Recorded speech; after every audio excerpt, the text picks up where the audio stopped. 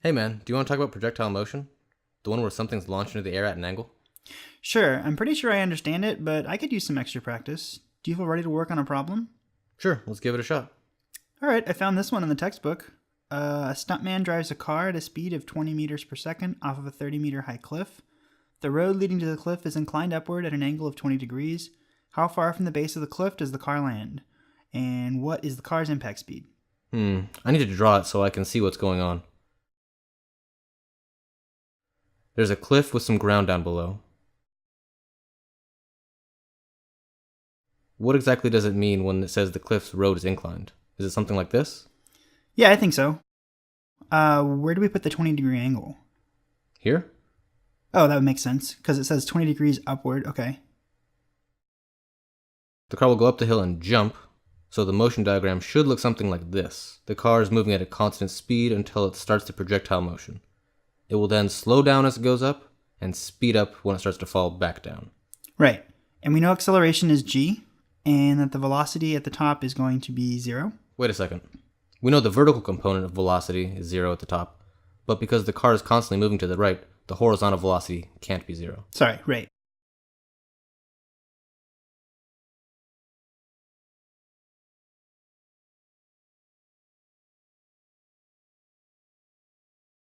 I have a question that's been bugging me. What did you mean when you said the projectile motion part of the motion? How do you know which part is the projectile motion? Okay, so the way I think of it is that projectile motion is similar to freefall. It's when the only thing interacting with an object is Earth's gravity. Only instead of falling straight down, it's got a curve shape to it, like this. Oh, okay. What about the air? Isn't that going to slow it down? Right. But I think in these types of problems, we're going to say there's no air resistance or drag. Oh, you know what? I remember that now. We don't need to worry about it unless the problem specifically asks us to take air resistance into account, right? Okay, so the drawing looks right. Let's write down the knowns and the unknowns. Alright, we don't know much though. We know the initial velocity is 20 meters per second at an angle of 20 degrees, and the cliff is 30 meters high. Anything else? Well, the 20-degree angle will let us calculate the components of the initial velocity. I hate this part. I'm always afraid I'm going to mess up the trig. Well, the initial Vx will have to be larger than the initial Vy.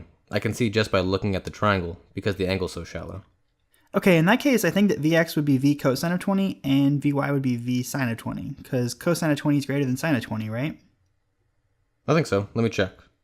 Yeah, so I got Vx initial equals 18.79 meters per second, and Vy initial equals 6.84 meters per second. Cool.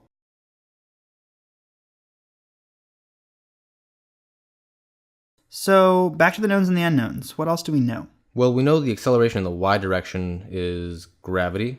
And that's negative because it points down, right? Right, because we're saying that up is positive.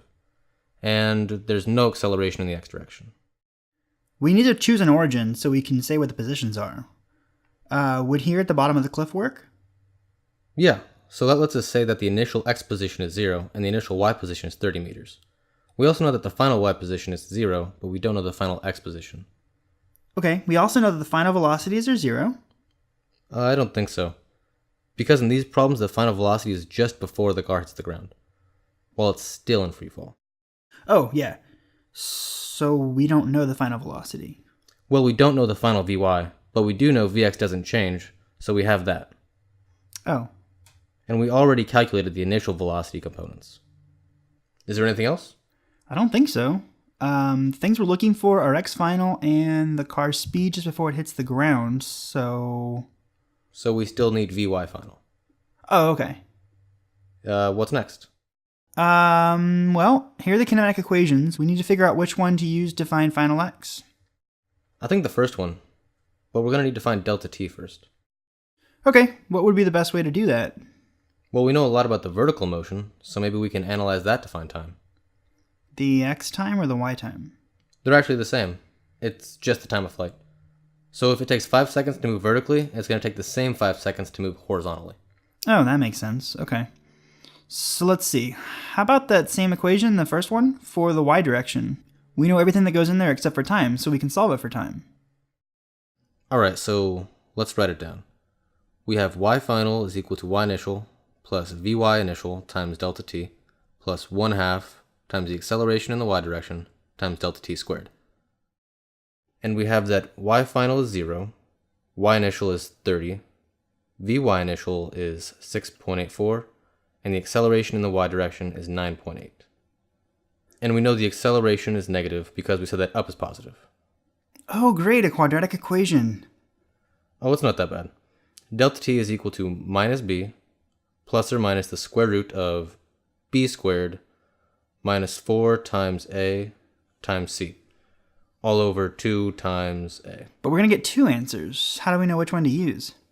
Well, one of them is going to be negative, so we're just going to ignore that one because it doesn't make any sense. Okay. And I'm getting 3.26 seconds. I'm getting the same thing. Awesome. So now we can go back and use that to find the x final.